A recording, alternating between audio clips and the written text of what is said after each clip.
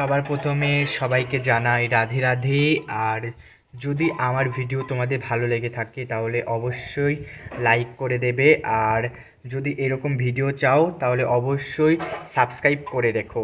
চলো আমি এখন আজকে কি করছি তোমাদের সঙ্গে শেয়ার করছি, আর তোমরা ভিডিও স্কিপ না করে দেখতে থাকো। চলো বিছানাটা আগে গুছিয়ে নিই। আমার মুখ ধোয়া কমপ্লিট হয়ে যাচ্ছে, আর আমি এখন স্নান করতে যাব, স্নান করে ফুল তুলতে যাব।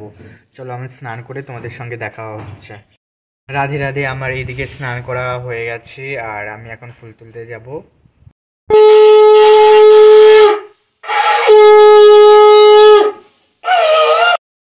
আমি জেঠির বাড়িতে গিয়েছিলাম, আর জেঠি পুজো দেওয়া হয়ে গেছে, আর এখন আমি বাড়িতে চলে যাচ্ছি। আমার ফুল তোলা হয়ে গেছে, আর এখন আমি ঠাকুরের ঘরে যাব। চলো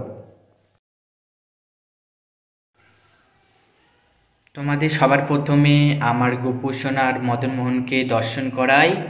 মঙ্গলায় উঠেছিলাম, তারপরে গোপু সোনাদের সিঙ্গার করিয়েছিলাম, আবার এখন স্নান করিয়ে আবার নতুন করে সিঙ্গার করাবো।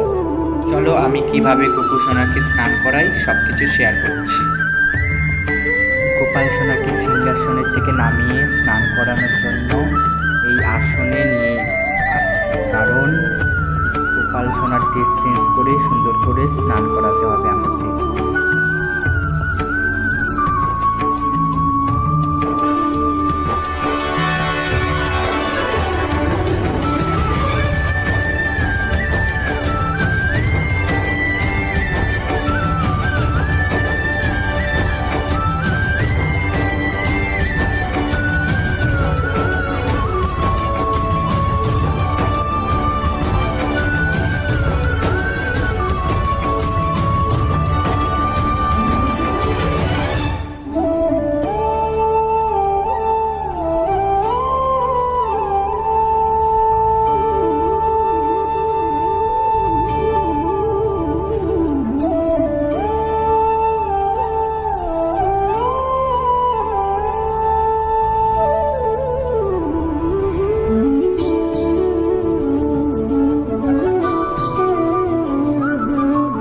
গোপাল সোনাকে স্নান করানো হয়ে গেছে, এখন গোপাল সোনাকে ড্রেস পরাচ্ছি, আর মদন মোহনকেও আর গোপু সোনাকে সাদা কালারের ড্রেস পরাবো।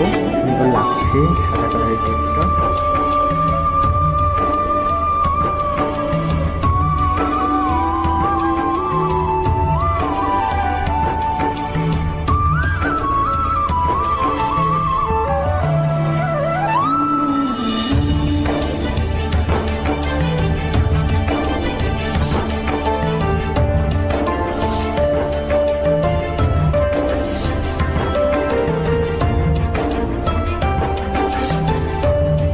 এই দিক দিয়ে গোপাল সোনার সিঙ্গার হয়ে গেছে।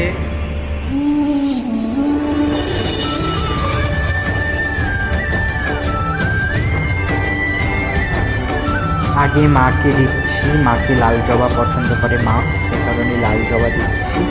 আর গোপাল সোনার এখন সিংহাসন সাজাচ্ছি, তোমরা সবাই দেখতে থাকো কি করে আমি সাজাই।